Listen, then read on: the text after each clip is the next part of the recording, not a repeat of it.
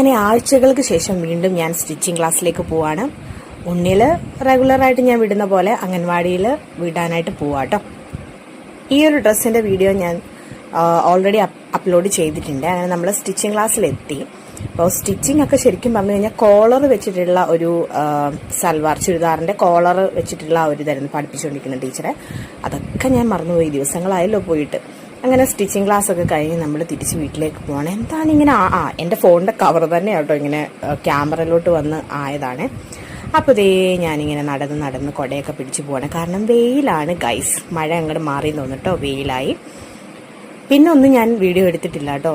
പിന്നെ ഞാൻ വൈകുന്നേരം ആയപ്പോൾ അവരെ അംഗനവാടിയിൽ നിന്ന് കൂട്ടാനായിട്ട് പോയി.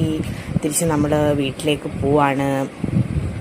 അങ്ങനെ നമ്മളിതേ ഉണ്ണിയോളയും കൊണ്ട് വീട്ടിലേക്ക് പോവാട്ടോ. ഞാൻ ചെന്നപ്പോഴത്തേക്കിനും വാവ ഉറക്കം എഴുന്നേറ്റ് വരുന്നേ ഉള്ളായിരുന്നു കേട്ടോ. അതിൻ്റെ ആ ഒരു മൂഡ് ഓഫാണ് അവൻ്റെ ഫേസിൽ. കുഞ്ഞ് നല്ല ഉഷാറായിട്ട് തന്നെ ഇരിക്കുന്നുണ്ടായിരുന്നു.